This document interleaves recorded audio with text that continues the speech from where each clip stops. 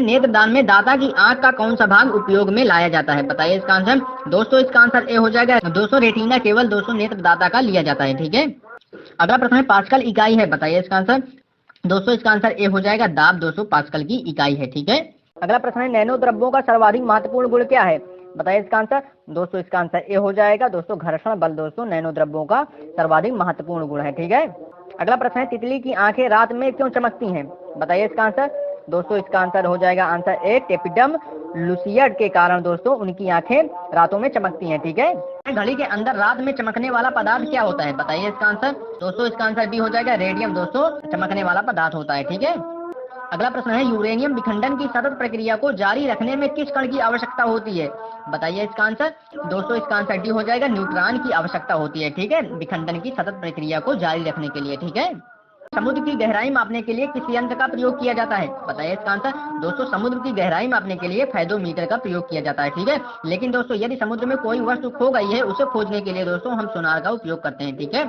अगला प्रश्न है कापर या तांबा का शत्रु तत्व कौन है? बताइए इसका आंसर। दोस्तों इसका आंसर ए हो जाएगा। दोस्तों तांबा और कापर का शत्रु तत्व गंधक है, ठीक है। सूर्य उगते एवं डूबते समय लाल प्रतीत होता है, इसका कारण क्या है? बताइए इसका आंसर। दोस्तों इसका आंसर ए हो जाएगा। प्रकीर्णन के कारण दोस्तों सूर्य उगते और डूबते समय लाल दिखाई देता है, ठीक है। अगला प्रश्न है महासागर में डूबी हुई वस्तु का पता लगाने के लिए किस यंत्र का प्रयोग किया जाता है? बताइए इसका आंसर। दोस्तों इसका आंसर बी हो जाएगा। सोनार का प्रयोग किया जाता है, ठीक है। फोटोवोल्टिक सेल किससे संबंधित है? बताइए इसका आंसर। दोस्तों इसका आंसर ए हो जाएगा। सौर ऊर्जा से संबंधित है, ठीक है। अगला प्रश्न है दोस्तों फोटोवोल्टिक सेल होते हैं, बताइए इसका आंसर। दोस्तों इसका आंसर बी हो जाएगा। सौर सेल होते हैं, ठीक है, फोटोवोल्टिक सेल। निम्नलिखित में से कौन सा कथन असत्य है? बताइए इसका आंसर। दोस्तों इसका आंसर डी हो जाएगा। दोस्तों एनीमोमीटर द्वारा जल प्रवाह मापा जाता है, दोस्तों यह कथन गलत है। दोस्तों एनीमोमीटर द्वारा वायु की गति को मापा जाता है, ठीक है। दोस्तों पहला ऑप्शन सही है। दूरी, चाल, ऊर्जा, शक्ति और दाब सभी अदिश राशियां हैं। दोस्तों अगला ऑप्शन बी भी सही है। विस्थापन, बल, संवेग और त्वरण ये सभी सदिश राशियां हैं, दोस्तों ये भी सही है। अगला ऑप्शन है सी दोस्तों ये भी सही है। समतल कोण और ठोस कोण के मात्रक क्रमशः रेडियन और स्टेरेडियन है, ठीक है। दोस्तों तीनों सही है, लेकिन दोस्तों चौथा गलत है, ठीक है। सूची फर्स्ट और सूची सेकंड के साथ सुमेलित कीजिए और नीचे दिए गए कूट में सही उत्तर चुनिए। बताइए इसका आंसर दोस्तों। दोस्तों इसका आंसर बी हो जाएगा। दोस्तों ए का दूसरा हो जाएगा। दोस्तों यहाँ दोस्तों बीमीय सूत्र दिए गए हैं, ठीक है सभी। और दोस्तों बी का दोस्तों पहला हो जाएगा, ठीक है। और दोस्तों सी का चौथा हो जाएगा। और दोस्तों डी का हो जाएगा तीसरा, ठीक है। शीतलीकरण में निम्नलिखित में से कौन सा तत्व ऑक्साइड है? बताइए इसका आंसर। दोस्तों इसका आंसर ए हो जाएगा। शीतलीकरण में दोस्तों ऑक्साइड होता है, दोस्तों वह नाइट्रोजन होता है, ठीक है। अगला प्रश्न है पेयजल में गामा उत्सर्जन समस्थानिक है या नहीं, इसकी पुष्टि निम्नलिखित में से किसके द्वारा की जाती है? बताइए इसका आंसर। दोस्तों इसका आंसर बी हो जाएगा। प्रस्फुरण गणक के द्वारा दोस्तों पेयजल में गामा उत्सर्जन समस्थानिक है या नहीं, दोस्तों इसकी पुष्टि करता है, ठीक है। अगला प्रश्न है थर्मामीटर में चमकने वाला पदार्थ क्या होता है? बताइए इसका आंसर। दोस्तों इसका आंसर ए हो जाएगा। थर्मामीटर में चमकने वाला पदार्थ दोस्तों पारा या मरकरी होता है, ठीक है। सूची फर्स्ट को सूची सेकंड के साथ सुमेलित कीजिए और नीचे दिए गए कूट में सही उत्तर चुनिए। बताइए इसका आंसर दोस्तों इसका आंसर होगा ऑप्शन ए का दोस्तों पहला होगा।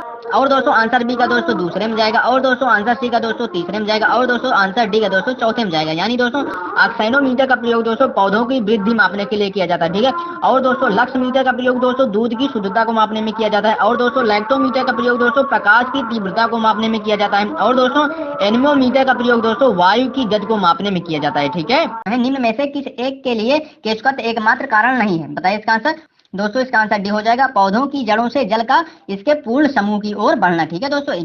और दोस्तों मिट्टी के तेल से दीपक का जलना दोस्तों या दोस्तों एकमात्र केशकत का कारण है। और दोस्तों भूमिगत जल का ऊपर चढ़ना यह भी दोस्तों केशकत का कारण है। सूती कपड़ों पर जल की बूंदों का फैलना यह भी दोस्तों केशकत का एकमात्र कारण है। लेकिन दोस्तों पौधों की जड़ों से जल का इसके पूर्ण समूह की ओर बढ़ना दोस्तों इसमें केशकत एकमात्र का कारण नहीं है। दोस्तों इसमें केशकत भाग लेता है, लेकिन दोस्तों इस कार्य में केवल केशकत का ही कारण नहीं रहता है। इसमें दोस्तों जाइलम, फ्लोएम दोस्तों और कई साधन रहते हैं जो दोस्तों इस प्रक्रिया में भाग लेते हैं, ठीक है। दोस्तों निम्नलिखित कथनों पर विचार कीजिए।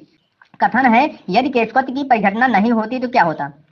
दोस्तों पहला पॉइंट है बड़े पेड़ जिन्हें हम अपने चारों ओर देखते हैं पृथ्वी पर नहीं उगते। दूसरा पॉइंट है स्याही शोक पत्र पर काम करने में विफल हो जाता। तीसरा पॉइंट है मिट्टी के तेल से दीपक नहीं जलता। चौथा पॉइंट है पृथ्वी पर जल न होता। बताइए दोस्तों इनमें से दोस्तों कौन से सही होंगे? दोस्तों इन सभी पॉइंटों में दोस्तों पहला और दूसरा और तीसरा दोस्तों तीनों सही हैं और दोस्तों चौथा गलत है, ठीक है। तब दोस्तों हमारा आंसर क्या होगा, चलिए दोस्तों अब देखते हैं नीचे। दोस्तों हमारा आंसर ए हो जाएगा, पहला और दूसरा और तीसरा दोस्तों सही है, ठीक है। परख नली शिशु के संबंध में कौन सा कथन सत्य है, बताइए इसका आंसर। दोस्तों इसका आंसर ए हो जाएगा, शिशु का परिवर्धन परख नली के अंदर होता है, ठीक है। यही दोस्तों पहला सही है और दोस्तों सभी गलत हैं, ठीक है। सभी कथन क्या होंगे, गलत हो जाएंगे, ठीक है। पानी से निकालने पर शेविंग ब्रश के बाल आपस में किस कारण से चिपक जाते हैं, बताइए इसका आंसर। दोस्तों इसका आंसर डी हो जाएगा, पृष्ठ तनाव। अगला प्रश्न है, ल्यूमेन एकक क्या है, बताइए इसका आंसर। दोस्तों इसका आंसर ए हो जाएगा, ज्योति फ्लक्स, ठीक है। ल्यूमेन एकक एक ज्योति फ्लक्स है, ठीक है। सामान्य ट्यूबलाइट में कौन सी गैस रहती है, बताइए इसका आंसर। दोस्तों इसका आंसर ए हो जाएगा, आर्गन के साथ मरकरी वेपर रहता है, ठीक है, ट्यूबलाइट में। अगला प्रश्न है, रेडियोधर्मी पदार्थ क्या उत्सर्जित करते हैं, बताइए इसका आंसर। दोस्तों इसका आंसर डी हो जाएगा, अल्फा गामा बीटा, दोस्तों तीनों किरणों को रेडियोधर्मी पदार्थ उत्सर्जित करते हैं, ठीक है। अगला प्रश्न है, बैरोमीटर के पठन में अचानक गिरावट होने से क्या संकेत मिलता है, बताइए इसका आंसर। दोस्तों इसका आंसर बी हो जाएगा, तूफानी मौसम का दोस्तों हमें संकेत मिलता है। यदि दोस्तों बैरोमीटर के पठन में अचानक दोस्तों गिरावट होने लगती है तो हमें तूफानी मौसम के लिए संकेत मिल जाता है, ठीक है। अगला प्रश्न है, हवाई जहाज से यात्रा करते समय पेन से स्याही निकलने लगती है, इसका क्या कारण है, बताइए इसका आंसर। दोस्तों इसका आंसर सी हो जाएगा, वायु दाब में कमी के कारण पेन से स्याही निकलने लगती है, ठीक है। अगला प्रश्न है, बिजली की खपत का बिल किसके मापन पर आधारित होता है, बताइए इसका आंसर। दोस्तों इसका आंसर बी हो जाएगा, वाटेज में, ठीक है। अगला प्रश्न है, वर्ष इकाई है, बताइए इसका आंसर। दोस्तों इसका आंसर ए हो जाएगा, दूरी की इकाई है, ठीक है, वर्ष। अगला प्रश्न है, प्रकृति में सबसे सशक्त बल कौन सा है, बताइए इसका आंसर। दोस्तों इसका आंसर ए हो जाएगा, नाभिकीय बल, ठीक है। प्रकृति में सबसे सशक्त बल है, ठीक है, नाभिकीय बल। सूर्य की फोटोग्राफी किस उपकरण द्वारा ली जाती है, बताइए इसका आंसर। दोस्तों इसका आंसर सी हो जाएगा, स्पेक्ट्रोहीलियोग्राफ के द्वारा सूर्य की फोटोग्राफी ली जाती है, ठीक है।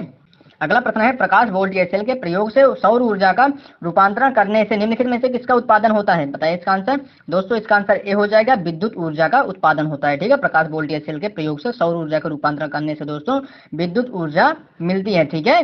निम्नलिखित विकिरण में से किसमें सर्वाधिक ऊर्जा होती है, बताइए इसका आंसर। दोस्तों इसका आंसर ए हो जाएगा, एक्स किरणों में दोस्तों सर्वाधिक ऊर्जा होती है, ठीक है। अगला प्रश्न है, पायरोमीटर द्वारा किसकी माप की जाती है, बताइए इसका आंसर। दोस्तों इसका आंसर ए हो जाएगा, उच्च ताप की दोस्तों माप दोस्तों पायरोमीटर द्वारा होती है, ठीक है। अगला प्रश्न है, परमाणु घड़ी किस प्रभाव के अंतर्गत कार्य करती है, बताइए इसका आंसर। दोस्तों इसका आंसर ए हो जाएगा, पीजो इलेक्ट्रिक प्रभाव के अंतर्गत परमाणु घड़ी अपना कार्य करती है, ठीक है। अगला प्रश्न है, एक बैरल लगभग कितने लीटर के बराबर होता है, बताइए इसका आंसर। दोस्तों इसका आंसर सी हो जाएगा, 159 लीटर के बराबर, ठीक है। एक हार्स पावर में कितने वाट होते हैं, बताइए इसका आंसर। दोस्तों इसका आंसर डी हो जाएगा, एक हार्स पावर में दोस्तों 746 वाट होता है, ठीक है। अगला प्रश्न है, निम्न में से कौन सा तत्व सोलर सेल में प्रयोग किया जाता है, बताइए इसका आंसर। दोस्तों इसका आंसर बी हो जाएगा, सोलर सेल के निर्माण में दोस्तों सिलिकॉन का प्रयोग किया जाता है, ठीक है। अगला प्रश्न है, वह सीमा है जिसके बाहर तारे आंतरिक मृत्यु से ग्रसित होते हैं, तो क्या कहलाती है, बताइए इसका आंसर। दोस्तों इसका आंसर ए हो जाएगा, चंद्रशेखर सीमा कहलाती है, ठीक है। अगला प्रश्न है, कृत्रिम उपग्रहों में विद्युत ऊर्जा का स्रोत क्या होता है, बताइए इसका आंसर। दोस्तों इसका आंसर ए हो जाएगा, सौर सेल दोस्तों कृत्रिम उपग्रहों में विद्युत ऊर्जा के स्रोत होते हैं, ठीक है। डाप्सन इकाई का प्रयोग किया जाता है, बताइए इसका आंसर। दोस्तों इसका आंसर हो जाएगा आंसर सी, ओजोन परत की मोटाई को मापने के लिए दोस्तों डाप्सन इकाई का प्रयोग किया जाता है, ठीक है। अगला प्रश्न है दोस्तों, पारसेक किसका मात्रक है, बताइए इसका आंसर। दोस्तों इसका आंसर बी हो जाएगा, दूरी का मात्रक दोस्तों पारसेक होता है, ठीक है। सूची फर्स्ट को सूची सेकंड के साथ सुमेलित कीजिए और नीचे दिए गए कूट में सही उत्तर चुनिए, बताइए इसका आंसर दोस्तों। दोस्तों इसका आंसर बी हो जाएगा, दोस्तों नैनो का मान दोस्तों 10 की पावर -9 होता है, ठीक है। और दोस्तों पीको का मान दोस्तों 10 की पावर -12 होता है, ठीक है। और दोस्तों टेरा का मान दोस्तों 10 की पावर 12 होता है, ठीक है। पेटा का मान होता है दोस्तों 10 की पावर 15, ठीक है। निम्नलिखित में से कौन सा कथन असत्य है, बताइए इसका आंसर। दोस्तों इसका आंसर डी हो जाएगा, दोस्तों एनमोमीटर द्वारा जल प्रवाह मापा जाता है, दोस्तों यह कथन गलत है।